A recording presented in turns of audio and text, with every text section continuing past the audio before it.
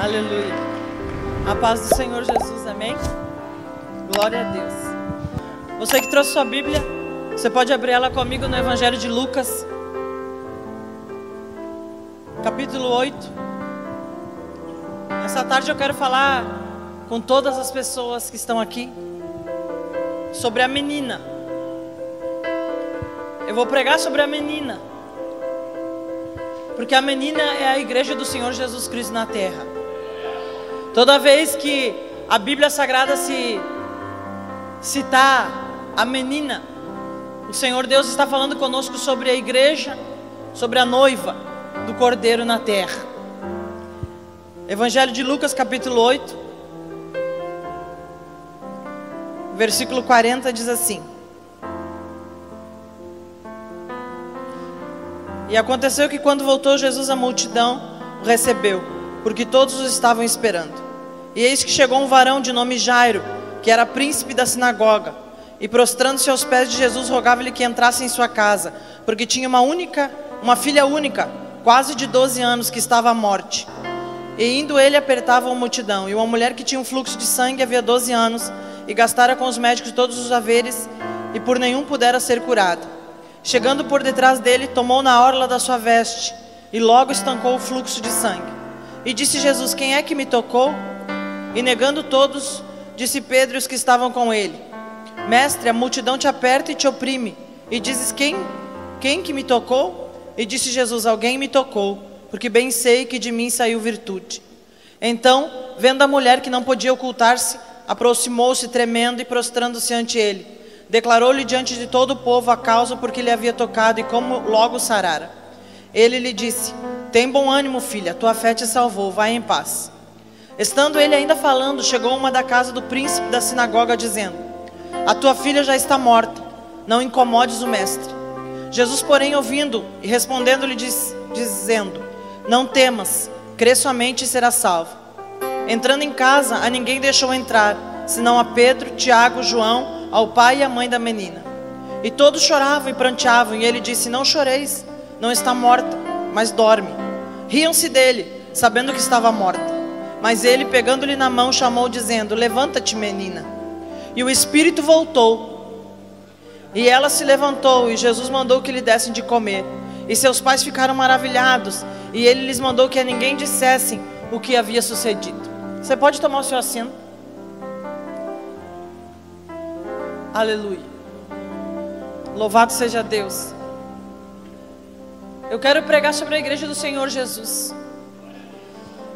Eu quero dizer que dia 21 de fevereiro nós tivemos a honra de receber no Rio Grande do Sul o Sr. Benihim.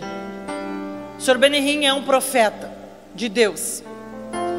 A maioria das igrejas no Rio Grande do Sul não entenderam a vinda desse homem para cá. Mas diz a Bíblia Sagrada que antigamente, quando um profeta de Deus ele pisava na terra, havia um alvoroço naquela cidade, porque as pessoas desejavam saber se a vinda do profeta era de paz ou era de guerra.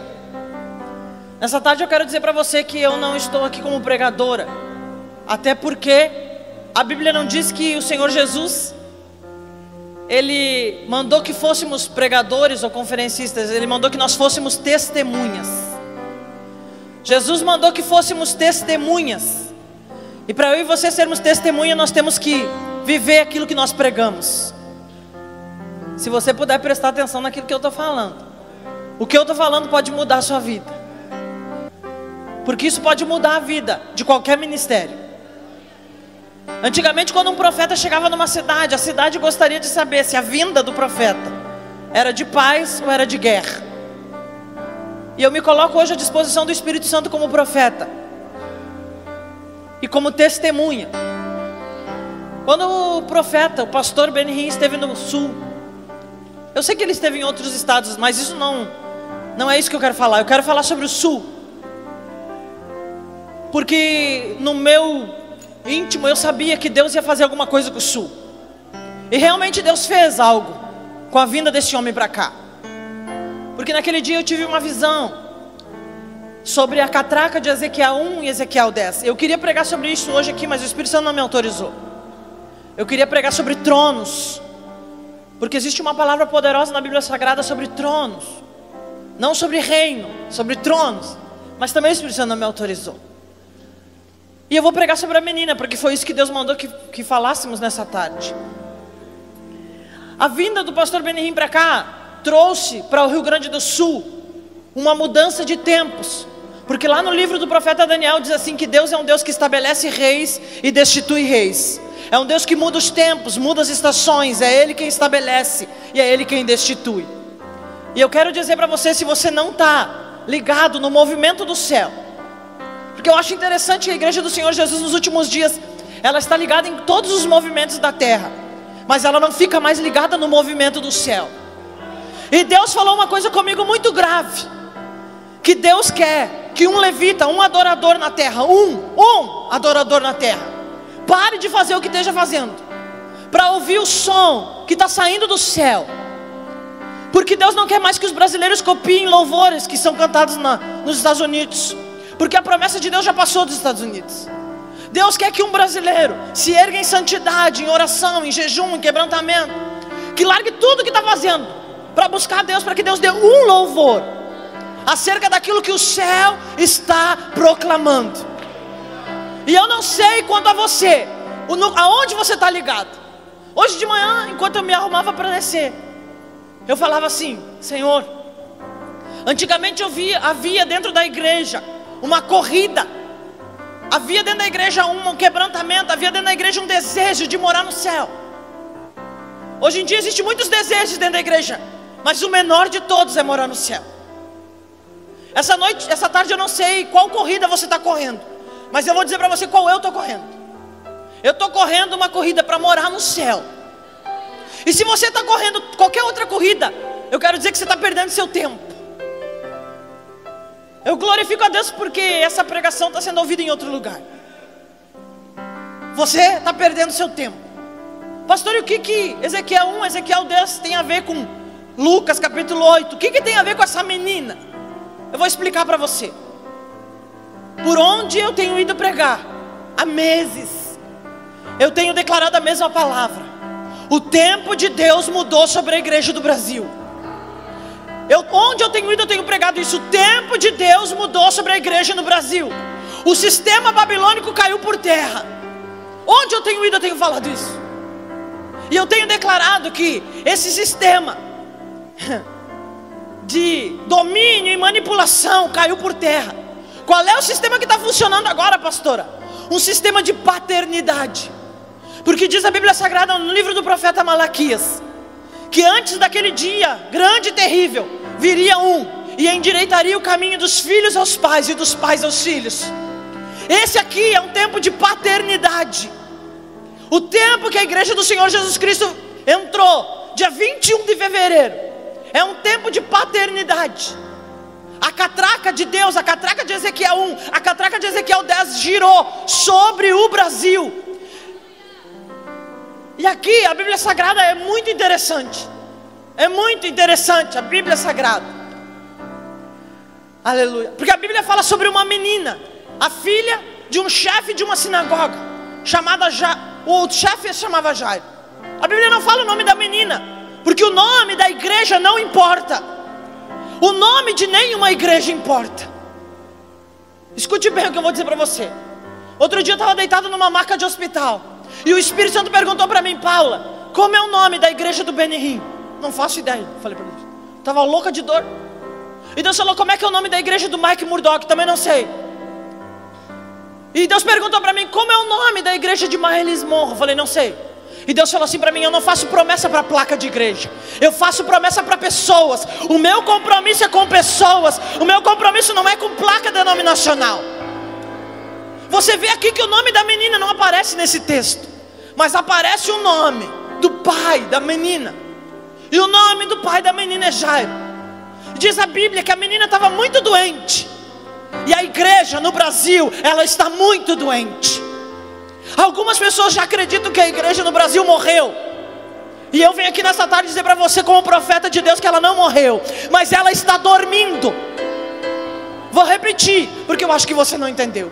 A igreja do Senhor Jesus na terra, aleluia, ela está muito doente. A igreja de Jesus na terra está muito doente. Quem entende o que o céu está falando, já está chorando, sabe por quê?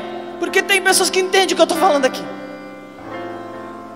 E diz a Bíblia Sagrada que Jairo, quando descobre que a menina estava doente, diz a Bíblia que ela tinha mais ou menos 12 anos. Por que 12, pastora? Porque são 12 tribos, porque são 12 meses do ano, porque são 12. E diz a Bíblia que ela tinha mais ou menos uns 12 anos. E quando Jairo descobre que a menina está doente, ele não vai no curandeiro, ele não vai no pastor tal, no beltrano tal, no bispo tal ou no apóstolo tal. Ele vai na fonte. Qual fonte, pastora? A fonte de água viva. A fonte aquela, aleluia, que diz a Bíblia Sagrada no Evangelho de João que quem beber dessa fonte nunca mais terá sede. A fonte que é Jesus Cristo de Nazaré, que está vivo e é poderoso, deblava sobre de candaia sempre.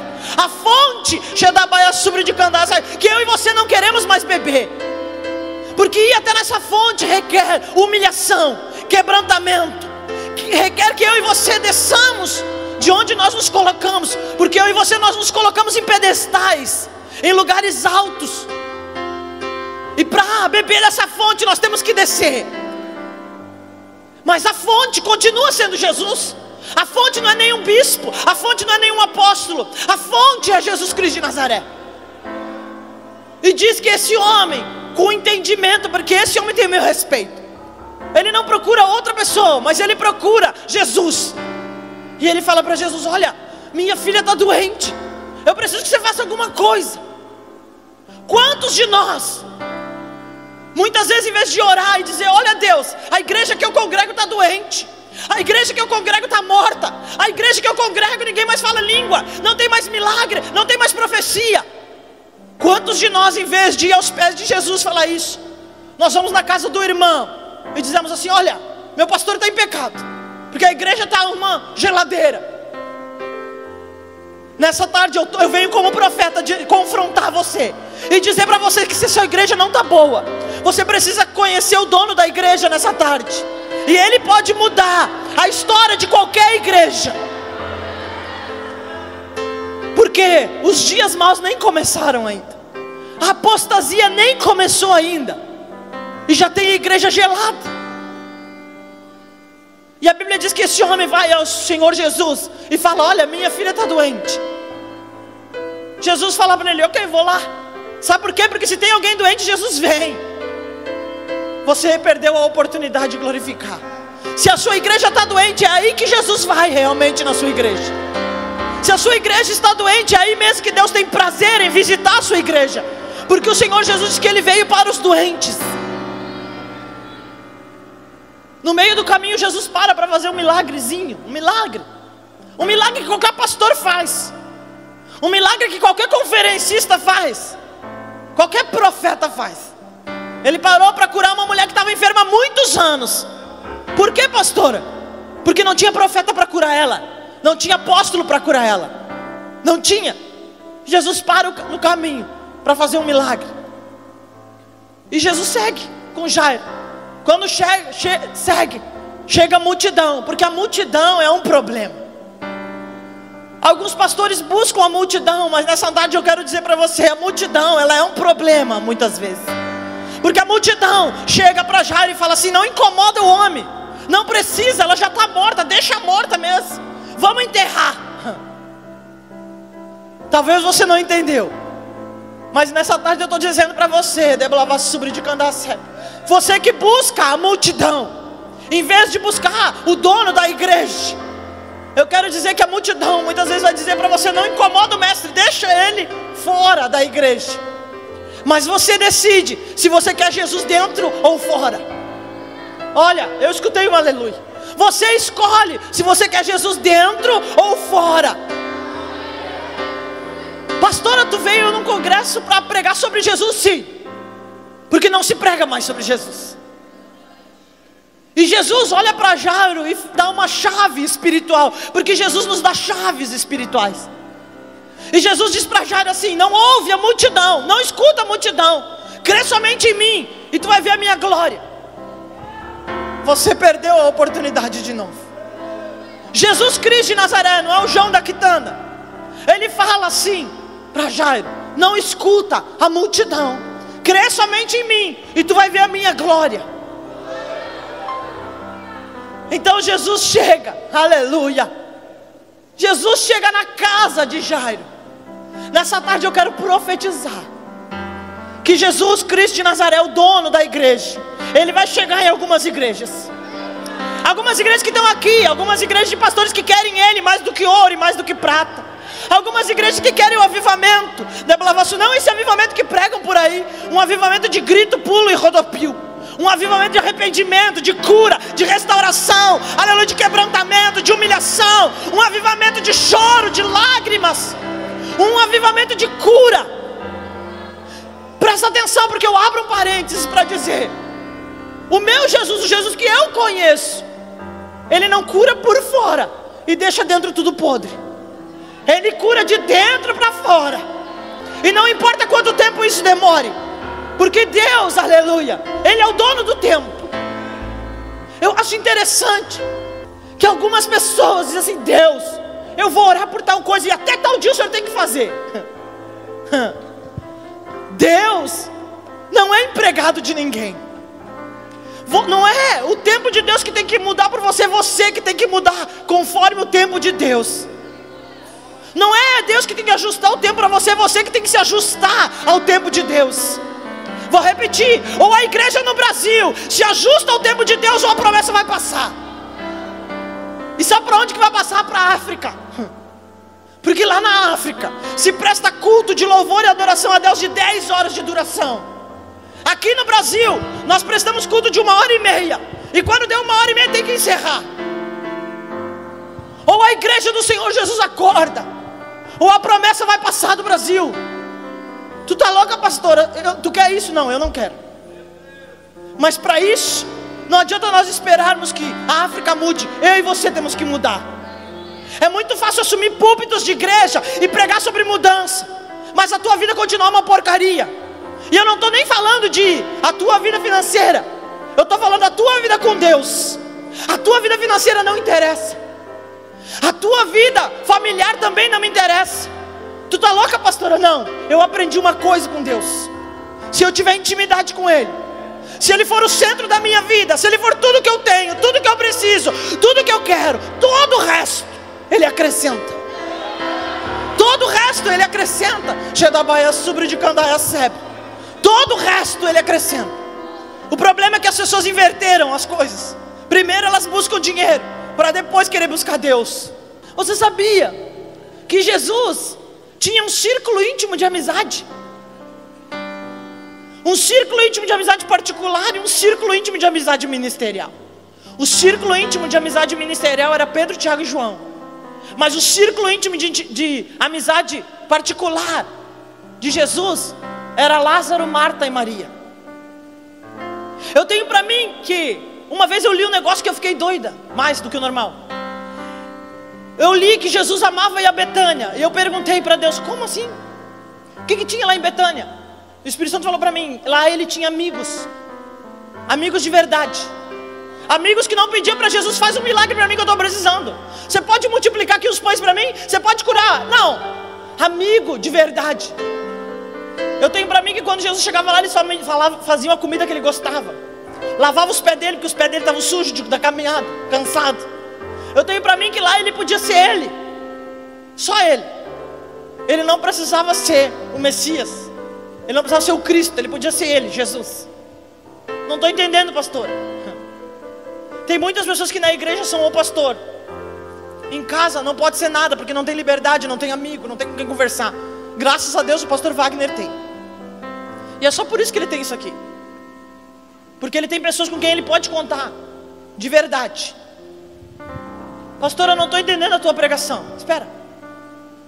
A Bíblia diz que a multidão oprime Jairo, aperta e fala assim: não incomoda o homem, ela está morta, deixa ela morta. Mas o problema de Jairo era que não era qualquer criança, era a filha dele. Será que só esse aleluia que eu escutei que entendeu? A igreja que você preside, a igreja que você congrega, o que ela é para você? Ela é o que? Uma fonte de renda. O que ela é para você? Um lugar onde eu posso buscar uma cesta básica por mês. Ela é para você uma porta onde você bate quando você precisa de um milagre. O que é a igreja? Onde você preside, onde você congrega, ela é para você. Porque para Jairo era a filha, era a menina. A menina, diz a Bíblia Sagrada que quem toca na menina dos olhos de Deus, toca em Deus. Quem é a menina dos olhos de Deus? A igreja, a noiva. Quem toca na noiva, toca na menina dos olhos do homem. O que a igreja é para você? Porque para Jairo de Blavassubra de Candacebre, a igreja era a menina. O que a igreja é para você? Para Jairo a multidão não importava. Para Jairo o que diziam não importava. O que importava era que a menina, a filha dele, precisava de um milagre. Então diz a Bíblia que Jesus entra. E olha só o cúmulo. A Bíblia diz que Jesus pergunta: por que vocês estão chorando? É porque está morta. E a Bíblia diz que ela dizia assim para Jesus. Jesus fala assim: não, ela não está morta, ela está dormindo. Ela não está morta, ela está dormindo. E aquele povo ri dele, porque tem muita gente rindo da igreja no Brasil. Vou repetir: existem pastores, homens no mundo inteiro que estão rindo de mim e de você, rindo da igreja no Brasil, porque a igreja no Brasil virou chacota. A igreja no Brasil virou vergonha. A igreja do Brasil não faz mais milagre.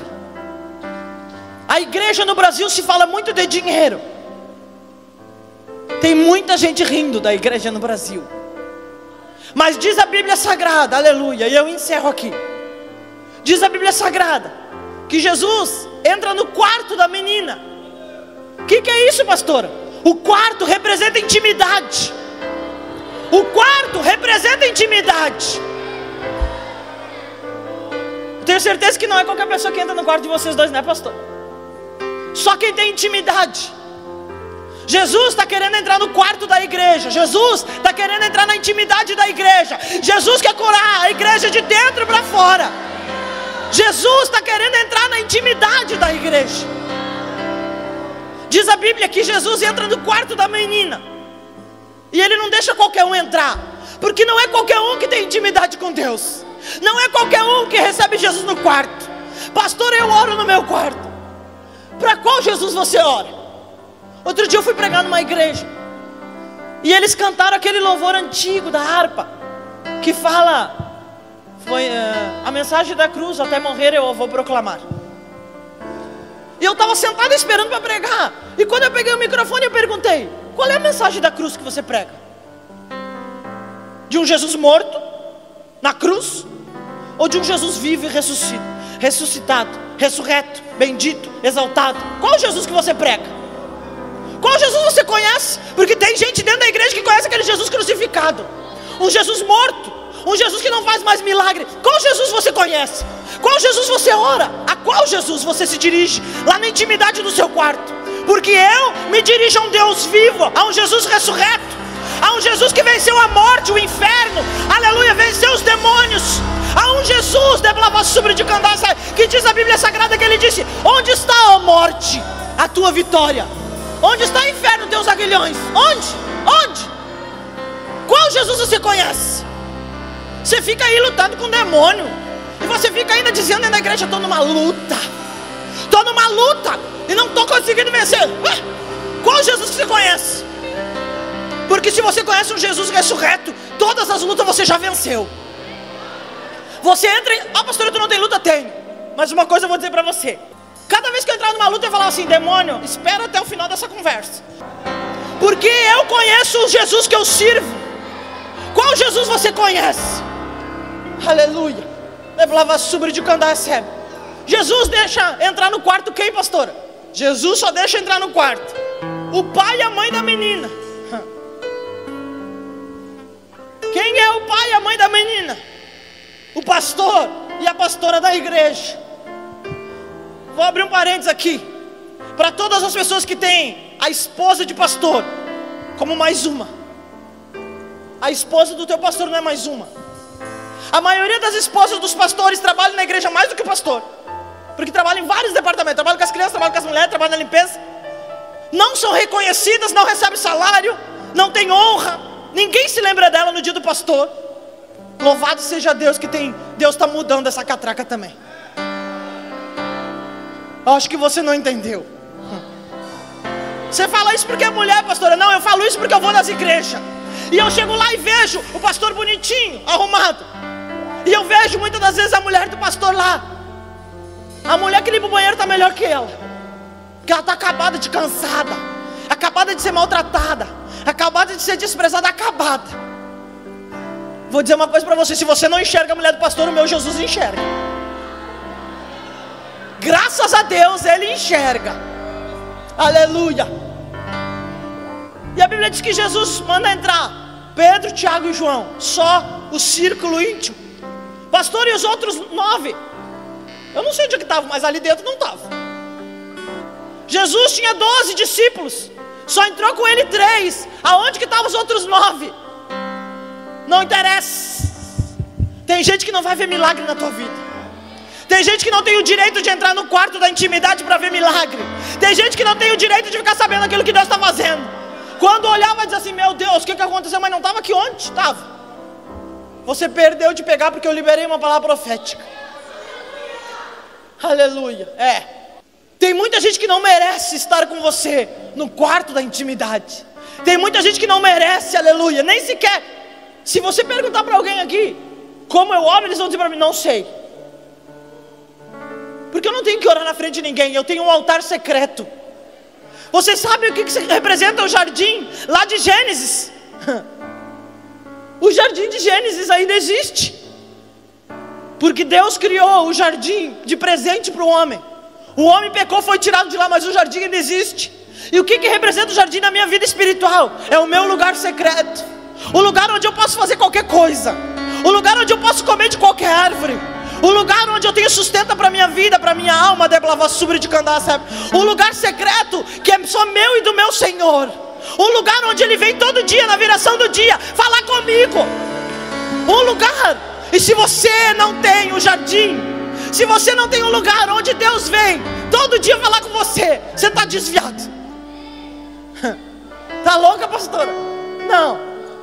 Se você não tem um lugar onde Deus desce todo dia, porque Deus continua mesmo, onde Deus desce todo dia e fala assim: olha, Adão, onde você está? Quero falar com você, quero revelar segredos, quero contar mistério, quero contar, aleluia, quero contar como é que foi o meu dia, e quero ouvir como é que foi o seu dia.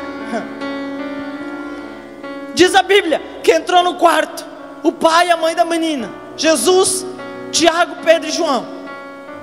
Fecha a porta, Jesus disse. A minha palavra é direcionada aos pastores nessa hora. E eu quero dizer duas coisas para todos os pastores, os que estão aqui e os que me ouvem.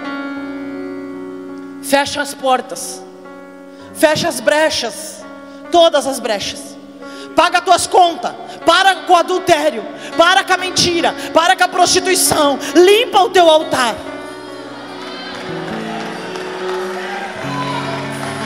Aleluia. Eu vou falar uma coisa para você. Deus me deu, nós estamos orando no monte por esse congresso, há uns anos atrás. Nós fizemos uma campanha de oração no monte, e lá no monte Deus me deu um congresso. Eu não sabia, na verdade nem queria. Eu não gosto de chamar de congresso, então eu chamo de conferência, que eu chamo como que eu quero, Deus deu para mim. E o nome da conferência é Os Filhos dos Profetas, e eu fiz agora, a última vez em Novo Hamburgo. Algumas de vocês já foram lá. E lá no meio da pregação, Deus mandou eu me ajoelhar no altar. E quando Deus manda, o negócio é obedecer, não interessa por quê. O problema da igreja é por quê, Deus? Deus não tem que te responder as tuas perguntas. Quando Deus manda você fazer, você tem que obedecer, independente da tua pergunta. E eu me ajoelhei, quando eu me ajoelhei, Deus disse para mim: manda que me devolvam a igreja. Então eu me ajoelhei no chão do púlpito e pedi para os pastores, tinha mais de 30 lá. E eu pedi: por favor, devolvam a chave da igreja para o dono da igreja. Devolvam a chave da igreja. Cheguem no culto domingo de vocês, peguem a chave da igreja e fala: Jesus, eu estou devolvendo para você a chave, porque a igreja não é minha, ela é tua, e eu preciso devolver para ti aquilo que é teu. E Deus mandou eu dizer uma coisa simples: limpem os altares. Tire de cima do altar levita em adultério, levita em prostituição, levita que não dizima, levita que mente, levita que se prostitui, levita, aleluia, que tem 3, 4 mulheres. Tira de cima do altar, porque o altar não é de pastores, o altar é dele.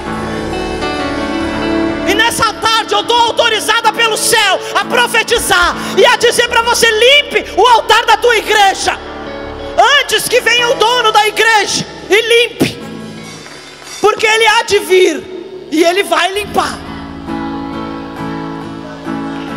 E diz a Bíblia Sagrada, aleluia, Deblava sobre de Candaia Sebe.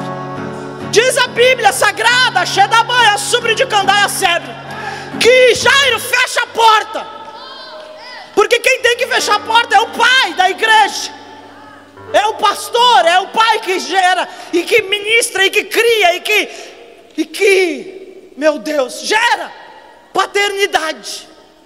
Porque pai e mãe, porque tem pais e mães espirituais, graças a Deus. E quando, aleluia, Jairo fecha a porta, é simples, porque a palavra de Deus é simples. A Bíblia diz que Jesus não faz Jesus não dá berro, não dá pulo, não dá rodopio. Jesus não faz isso daí. Jesus pega na mão da menina. Quem é a menina, igreja? Você, eu, nós somos essa menina. E Jesus nessa tarde está pegando na sua mão e está dizendo: levanta-te, menina. Levanta-te. Levanta-te, menina. Isso é profético. Levanta-te. Levanta-te, menina. Levanta-te. Isso te coloca de pé, menina, dos olhos de Deus. Te coloca de pé, menina, Deblava sobre de Candaça. Presta atenção. Todo mundo prega. Eu já vi muita gente pregar essa palavra. Todo mundo prega até aqui. Mas eu fiquei doida quando eu li o outro versículo, porque diz a Bíblia que o Espírito voltou para dentro da menina. Está escrito na tua Bíblia, pode ler. Está escrito na tua Bíblia: e o Espírito voltou para dentro da menina.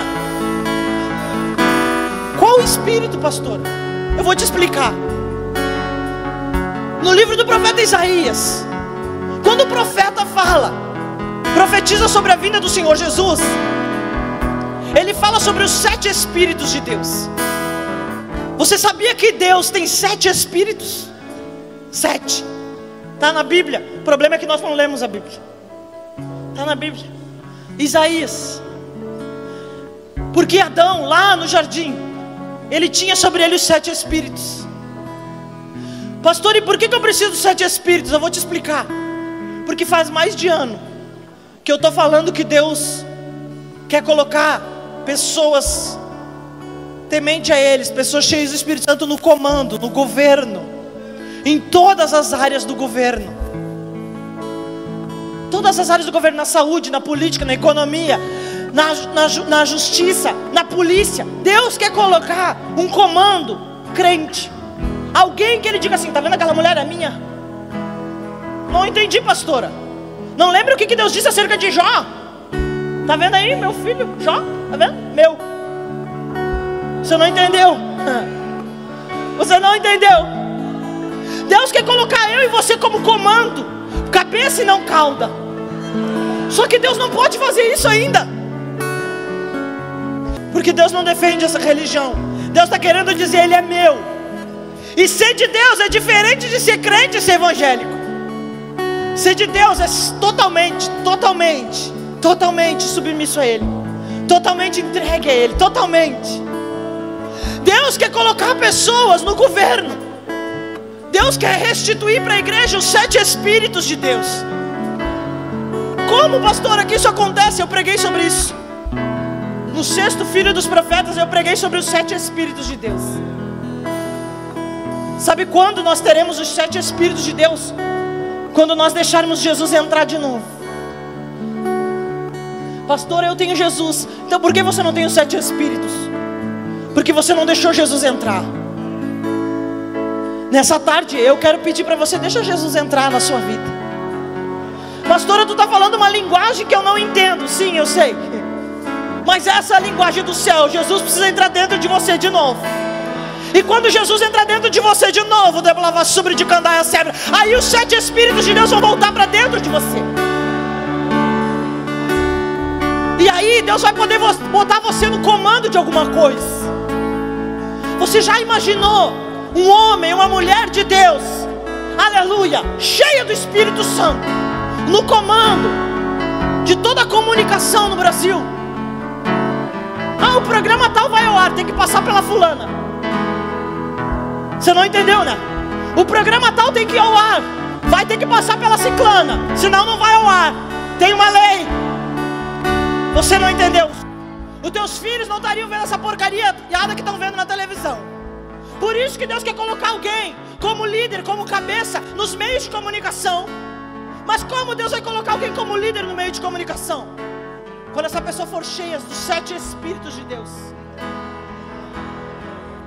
Diz a Bíblia Sagrada que Jesus pega na mão da menina e fala para a menina: levanta-te.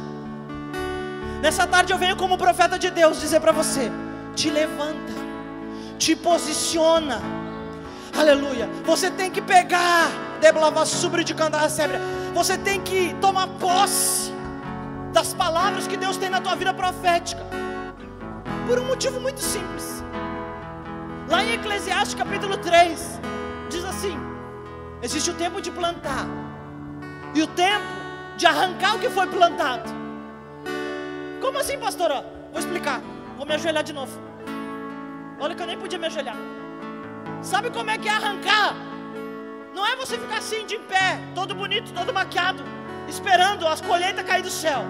Para você arrancar o que foi plantado, você vai ter que descer. Você vai ter que fazer esforço e arrancar aquilo que foi plantado. A Bíblia está escrito lá na Bíblia. Não é um tempo de plantar, é um tempo de colher. É um tempo de plantar e de arrancar aquilo que foi plantado. E aí, para você arrancar o que foi plantado, você precisa descer de novo. Porque o negócio, o segredo está em descer quantas vezes foram necessárias. E você tem que descer de novo. E você tem que fazer o esforço de arrancar aquilo que foi plantado. Nessa tarde, eu sei que eu não estou falando com todos. No 7º congresso, 7ª conferência profética, eu falei uma coisa: eu nunca na minha vida, eu assumi um púlpito e peguei um microfone com a intenção de agradar ninguém. Eu não preciso disso. Quando eu pego o microfone, eu prego para falar aquilo que Deus quer falar através da minha boca. E seja o que for, eu vou falar. Porque não é homem que me sustenta, não é homem que abre porta, não é homem que me guarda, não é. Nessa tarde eu venho aqui como profeta de Deus dizer para você: te posiciona como noiva do Cordeiro, te posiciona como a menina dos olhos de Deus, te posiciona e permita que o Espírito de Deus volte para dentro de você. Permita que o Espírito Santo ministre na sua vida hoje. Permita que o Espírito Santo de Deus encha você. Permita que o Espírito Santo de Deus cure você. Permita que o Espírito Santo de Deus arranque aquilo que foi plantado. Fecha os teus olhos. Faz assim com as mãos. Faz. Escute bem o que eu vou dizer. Não ore de outro jeito, senão você vai perder a voz. Ore e peça a Deus: Senhor, faça com que o teu Espírito volte para dentro de mim. Faça com que eu seja a tua menina. Faz, Espírito Santo. Isso. Pode começar a clamar. Pode começar a clamar, porque Ele vai vir. E Ele vai pegar a menina pela mão e vai trazer vida onde havia morte, e vai trazer cura onde havia enfermidade, e vai trazer espírito onde havia apostasia. Porque é isso que Deus quer fazer nesses dias. Deus quer curar a noiva do Cordeiro. Espírito Santo, eu quero apresentar a ti a tua noiva, a tua menina. E eu quero te pedir, por favor, sopra de novo o Espírito e volta para dentro da menina. Coloca a menina de pé. e faz ela andar, porque ela precisa andar, ela está parada. Xadabaia sobre de cantar, sabe, ela está doente, mas ela precisa andar. Traz ela de volta, para que ela possa andar. Sopra, Espírito Santo, embriaga, enche do teu poder, da tua graça. Ei, deva sobre de cantar, sabe, é isso. Toca nela, toca neles, toca neles, Espírito Santo. Aleluia! Sobre de cantar, sabe. E Jesus disse para o pai e para a mãe da menina, para o pastor e para a pastora, para o pai e para a mãe da menina: alimenta ela. Alimentar a menina não é de grito e pulo, é de Bíblia, de pão, de palavra, de vida, de cura, de restauração. E esse, aleluia, esse não é um papel de outra pessoa, a não ser do pai e da mãe da menina. Então, se você é pastor, líder, presidente de uma igreja, você tem que ter pão para dar para ela. Eu vou repetir, não é comida requentada, aleluia, é pão que desce do céu todo dia, quentinho, sobre de cantar, porque Deus continua o mesmo. Pão que desce do céu quentinho, revelação. Você tem que ter pão para dar para a menina. E Jesus disse: alimenta a menina, porque Jesus colocou a menina de pé. Nessa tarde, Jesus está colocando a igreja dele de pé.